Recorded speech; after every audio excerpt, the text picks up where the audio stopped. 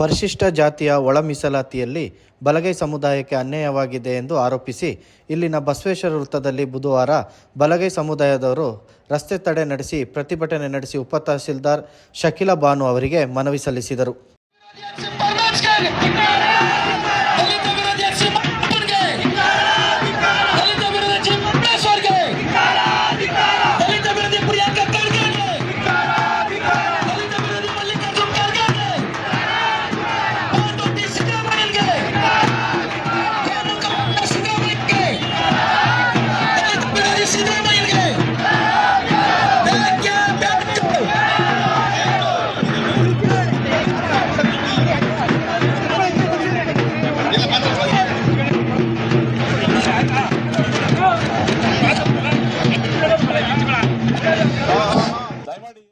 ಈ ಸಂದರ್ಭದಲ್ಲಿ ಬಲಗೈ ಸಮುದಾಯದ ಮುಖಂಡ ಹೈಲಾಪುರ ರಾಮು ಮಾತನಾಡಿ, ರಾಜ್ಯ ಸರ್ಕಾರ ಒಳ ಮೀಸಲಾತಿಯಲ್ಲಿ ರಾಜ್ಯದ ಬಲಗೈ ಸಮುದಾಯಕ್ಕೆ ಅನ್ಯಾಯ ಮಾಡುತ್ತಿದೆ.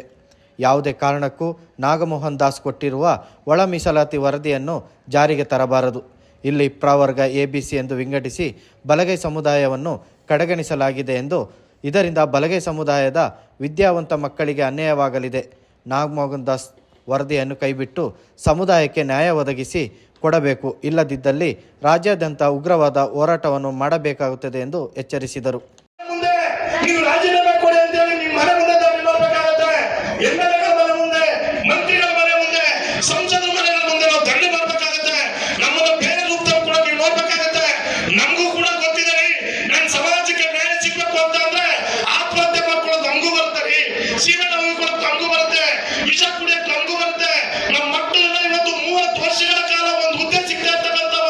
ಸಂದಿಗ್ಧ ಪರಿಸ್ಥಿತಿ ನಿರ್ಮಾಣ ಆಗಿದೆ ಅಂತಂದ್ರೆ ನಾವು ಕೈ ಕಟ್ಟಿ ಕೂತ್ಕೊಳ್ಳಲ್ಲ. ನೀವು ಕೈ ಕಟ್ಕೊಂಡು ಕೂತ್ಕೋತೀರಿ, ನೀವು ಸಮೃದ್ಧಿಯಾಗಿದ್ದೀರಿ. ನೀವು ನಿಮ್ಮ ಮಕ್ಕಳು, ನಿಮ್ಮ ಅಣ್ಣ, ನಿಮ್ಮ ತಮ್ಮ, ನಿಮ್ಮ ಹೆಂಡತಿ, ನಿಮ್ಮ ಮೊಮ್ಮಕ್ಕಳು ಎಲ್ಲರೂ ರಾಜಕಾರಣ ಬಂದಾಗಿದೆ. ನೀವೇನು ಕುಗ್ಗಲ್ಲ, ನೀವು ಯಾರಿಗೂ ಕೂಡ ಬುದ್ಧಿಮಾತು ನೀವು ಹೇಳಲ್ಲ ಅನ್ನೋದಾದ್ರೆ ನಾವು ಸುಮ್ಮನೆ ತಯಾರಿಲ್ಲ. ನಿಮ್ಮನ್ನ ಆಯ್ಕೆ ಮಾಡೋದಕ್ಕೆ ನಮ್ಗೆ ಆಗಿರ್ತಕ್ಕಂಥ ಅನ್ಯಾಯಕ್ಕೆ ನಾವು ಯಾವುದೇ ಸರ್ಕಾರ ಆಗಿರ್ಬೋದು ಇವತ್ತಿಂದ ನಾವು ಹೋರಾಟವನ್ನು ಪ್ರಾರಂಭ ಮಾಡಿದ್ದೀವಿ. ನಾವು ಖಂಡಿತ ನಮ್ಮ ನ್ಯಾಯ ಸಿಗೋರ್ಗೂ ಕೂಡ ನಿಲ್ಸಲ್ಲ ಕೂಡ ಇವತ್ತು ನಾವು ಸಂದೇಶವನ್ನು ಕೊಡ್ತಾ ಇದ್ದೀವಿ. ಇಡೀ ಕರ್ನಾಟಕ ರಾಜ್ಯದ ಎಲ್ಲ ಶಾಸಕರ ಮನೆ ಮುಂದೆ ನಾವು ಧರಣಿ ಮಾಡಬೇಕಾದಂತ ಸಂದರ್ಭ ಬರಬಹುದು. ಹಾಗಾಗಿ ಗೌರವಾನ್ವಿತ ಮುಖ್ಯಮಂತ್ರಿಗಳೇ, ಸಮಾಜ ಕಲ್ಯಾಣ ಇಲಾಖಾ ಸಚಿವರೇ, ಮನೆಯ ಸನ್ಮಾನ್ಯ ನಮ್ಮ ರಾಷ್ಟ್ರ ನಾಯಕರಾಗಿರ್ತಕ್ಕಂಥ ಮಲ್ಲಿಕಾರ್ಜುನ ಖರ್ಗೆ ಅವರೇ, ಈ ವಿಚಾರವನ್ನು ಗಂಭೀರವಾಗಿ ನೀವು ಪರಿಗಣಿಸಿ ವಿಚಾರ ಬಗ್ಗೆ ಸಮಾಜದ ಮುಖಂಡರ ಜೊತೆ ಪಕ್ಷಾತೀತವಾಗಿ ನೀವು ಯಾರ ಕಾಂಗ್ರೆಸ್ ಇಂದ ಮುಳುಗೋಗಿದ್ವಿ ಅಂತ ನಾನು ಹೇಳಕ್ ರೆಡಿ ಇಲ್ಲ. ಎಲ್ಲಾ ಪಕ್ಷದ ನಾಯಕರುಗಳು ಕೂಡ ನಿಮ್ಮ ಬೇಜವಾಬ್ದಾರಿತನವನ್ನು ತೋರಿಸಿದಿರಿ.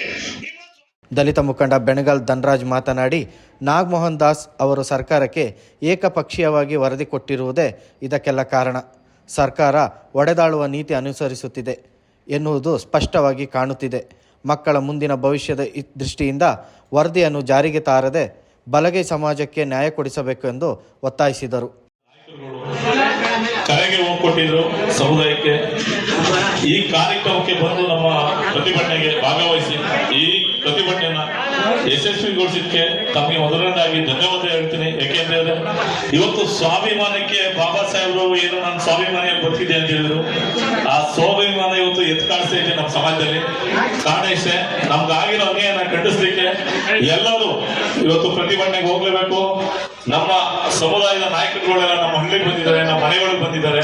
ನಾವು ಅವ್ರಿಗೆ ಗೌರವಯುತವಾಗಿ ನೆನೆಸ್ಕೊಂಡು ನಾವು ಈ ಪ್ರತಿಭಟನೆಯಲ್ಲಿ ಭಾಗವಹಿಸಿ ನಮ್ಗೆ ಆಗಿರೋ ಅನ್ಯಾಯಕ್ಕೆ ನ್ಯಾಯ ದೊರಕಿಸ್ಕೊಡ್ಬೇಕು ಅಂತೇಳಿ ಎಲ್ಲ ಒಮ್ಮದ ಮನಸ್ಸಿನಿಂದ ಬಂದಿರುವಂತ ನನ್ನ ಎಲ್ಲ ಬಲಗೈ ಸಮುದಾಯದ ಬಂಧುಗಳಿಗೆ ಮೊದಲನೇದಾಗಿ ಅಭಿನಂದನೆ ಹೇಳ್ತಾ, ಹಾಗೆ ಇವತ್ತು ಕಾರ್ಯಕ್ರಮಕ್ಕೆ ಪ್ರತಿಭಟನೆಗೆ ಭದ್ರತೆ ಕೊಟ್ಟಂತ ರಾಜ್ಯ ಸರ್ಕಾರ ಬಲಗೈ ಸಮುದಾಯಕ್ಕೆ ಇಷ್ಟೊಂದು ಅನ್ಯಾಯ ಮಾಡಿದರೂ ಸಹ ಸಂಪುಟದಲ್ಲಿರುವ ಬಲಗೈ ಸಮುದಾಯದ ಸಚಿವರುಗಳು ಮಲಗಿದ್ದಾರಾ ಎಂದು ಪ್ರಶ್ನಿಸಿದರು.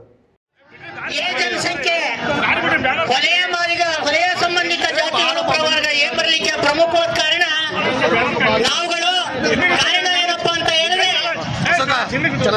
ಅವರು ಪ್ರವರ್ಗ ಹುಟ್ಟೋ ಮಗುಗೂ ಕೂಡ ಮಾದಿಗನ್ ಬರ್ಸಿದ್ರೆ ನಾವೇನ್ ಮಾಡಿದ್ವಿ ಅಂತ ಹೇಳಿದ್ರೆ ಹೊಲೆಯ ಆದಿ ಕರ್ನಾಟಕ ಪರಿಶಿಷ್ಟ ಜಾತಿ ಬಹುತೇಶ ಹೀಗೆ ಹಲವಾರು ಹೆಸರುಗಳನ್ನ ಹೇಳುವ ಮೂಲಕ ನಮ್ಮ ಜನಸಂಖ್ಯೆಯ ಕುಂದನ್ನು ತಂದು ತನ್ಮೂಲಕ ನಾವು ಪ್ರವರ್ಗ ಎ ಆಗಬಹುದು, ನಾವು ಬಿ ಆಗಿದ್ದೀವಿ. ನಮ್ಗೆ ನಾವೇನೋ ತಪ್ಪು ಮಾಡಿದ್ವಿ, ನಮ್ಮನ್ನ ಆಳ್ತಾ ಇರ್ತಕ್ಕಂಥ ಸರ್ಕಾರದ ಪ್ರತಿನಿಧಿಗಳು ಸಮಾಜ ಕಲ್ಯಾಣ ಇಲಾಖೆಯಲ್ಲಿ ಪ್ರಮುಖ ಖಾತೆಯನ್ನು ನಿರ್ವಹಿಸಿರ್ತಕ್ಕಂಥ ಎಸ್.ಸಿ. ಮಾದೇವಪ್ಪನವರು ಸಿದ್ದರಾಮಯ್ಯನವರ ಬಡ್ಡಂಗಿ ಆಗೋ ಬದಲು ಮೊದಲು ಸಮುದಾಯವನ್ನ ಮೊದಲು ಪ್ರತಿನಿಧಿಸಿ, ನೀವು ಸಮುದಾಯವನ್ನ ಪ್ರತಿನಿಧಿಸ್ತೀರಿ ಅಂತ ಹೇಳಿ ನಾವು ಸುಮ್ಮನಿದ್ವಿ.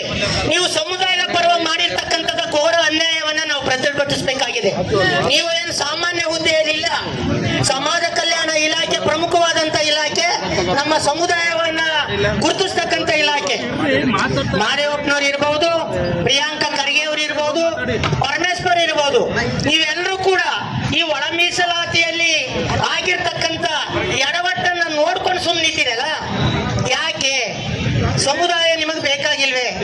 ನೀವು ಇದೇ ರೀತಿ ಮುಂದುವರೆದೆ ಪ್ರತಿಭಟನೆಯಲ್ಲಿ ಬಲಗೈ ಸಮುದಾಯದ ಮುಖಂಡರಾದ ನವಿಲೂರು ಚನ್ನಪ್ಪ, ಈರಯ್ಯ, ಸಿ ತಮ್ಮಯ್ಯ, ಪಿ ಮಹದೇವ್, ಸಣ್ಣಯ್ಯ, ಬೆಮ್ಮತ್ತಿ ಚಂದ್ರು, ಈರಾಜ್ ಬಹುಜನ್, ವೆಂಕಟೇಶ್, ರೋಹಿತ್, ಕಂಪಲಾಪುರ, ಆವರ್ತಿ ಸೋಮಶೇಖರ್, ಚನ್ಕಲ್ ಶೇಖರ್, ಶಿವರಾಜ್, ಗೋಪಾಲ, ಆರ್.ಡಿ. ಮಹದೇವ್, ರಾಜಯ್ಯ, ಕೆ.ಬಿ. ರಾಜು, ಚಾಮರಾಜನಕೋಟೆ ಪ್ರದೀಪ್, ಆಯ್ತನಹಳ್ಳಿ ಮಂಜು, ಕಾಂತರಾಜ್, ಚನ್ನಬಸವ, ಪಡ್ಡೆ ಮಹದೇವ್, ಶಿವಣ್ಣ, ಜಗದೀಶ್, ನಾಗ, ಶ್ಯಾಮ್, ಹೇಮಂತ್ ಕುಮಾರ್, ಎಚ್.ಡಿ. ರಮೇಶ್, ಗಿರೀಶ್, ನವಿಲೂರು ಮಹದೇವ್, ಕಾಮರಾಜ್ ಪ್ರಕಾಶ್ ಸೇರಿದಂತೆ ಮತ್ತಿತರರು ಉಪಸ್ಥಿತರಿದ್ದರು.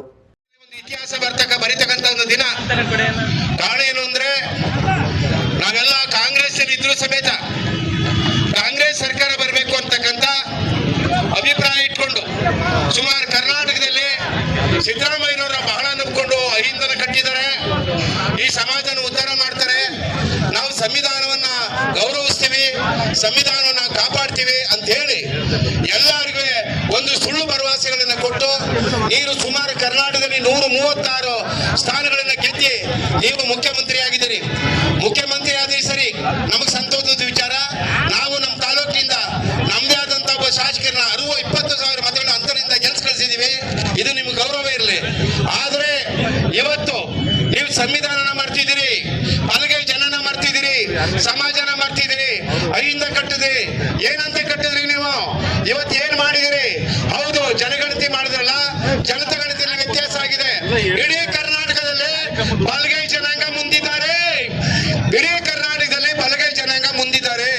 ನಮ್ಮ ಸಹೋದರರು 2ನೇ ಸ್ಥಾನದಲ್ಲಿದ್ದಾರೆ. ಇವತ್ತು ಸಹೋದರನ ಮೊದಲನೇ ಸ್ಥಾನಕ್ಕೆ ಎ ಅಂತ ಹೇಳಿ ಕೂರಿಸಿ, ನಮ್ಮ ಸಮಾಜನ ಬಿ ಅಂತ ಕೂರಿಸಿ ಇವತ್ತು ಮೀಸಲಾತಿನಲ್ಲಿ ಅನ್ಯಾಯ ಮಾಡಿದಿರಿ. ನಮಗೆ ಉದ್ಯೋಗಗಳಲ್ಲಿ ಅನ್ಯಾಯ ಮಾಡಿದಿರಿ, ಸಾಮಾಜಿಕವಾಗಿ ರಾಜಕೀಯವಾಗಿ ಅನ್ಯಾಯ ಮಾಡಿದಿರಿ, ಎಲ್ಲಾ ರೀತಿಯ ಅನ್ಯಾಯಗಳನ್ನ ಮಾಡಿ ಕೊಂಡಿಸಿದಿರಿ. ಇವತ್ತು ನಾವು ಕಾಂಗ್ರೆಸ್ ಅಭಿಮಾನಿಗಳಾದ್ರೂ ಸಮೇತ ನಿಮ್ಗೆ ನಾವು ಧಿಕ್ಕಾರವನ್ನ ಕೂಗ್ತಾ ಇದ್ದೇವೆ. ಎಸ್.ಸಿ. ಮಾದೇವಪ್ಪನವರೇ, ನಿಮ್ಗೆ ಧಿಕ್ಕಾರವನ್ನ ಕೂಗ್ತಾ ಇದ್ದೇವೆ. ಪ್ರಿಯಾಂಕಾ ಖರ್ಗೆ ಅವರೇ, ನಿಮ್ಗೆ ಧಿಕ್ಕಾರವನ್ನ ಕೂಗ್ತಿದ್ದಾರೆ. ಜಿ ಪರಮೇಶ್ವರೇ, ನಿಮ್ಗೆ ಧಿಕ್ಕಾರವನ್ನ ಕೂಗ್ತಿದ್ದೇವೆ. ಯಾಕೆಂದ್ರೆ ಇವತ್ತು ಈ ಸಮಾಜಕ್ಕೆ ಬಾಬಾ ಸಾಹೇಬರು ಕೊಟ್ಟಂತ ಸಂವಿಧಾನದಲ್ಲಿ ಮೀಸಲಾತಿ ಇತ್ತು. ಆ ಮೀಸಲಾತಿನ ಬಾಬಾ ಸಾಹೇಬರ ಸಂವಿಧಾನ ಅನುಸರಿಸ್ತೇನೆ. ನೀವು ವ್ಯತ್ಯಾಸವಾದಂತ ನಿಮ್ದೇ ಕಾನೂನು ಕಾಯ್ದೆಗಳನ್ನ ಮಾಡಿಕೊಂಡು ಒಂದು ಸಮಾಜಕ್ಕೆ ಅನ್ಯಾಯ ಮಾಡಿ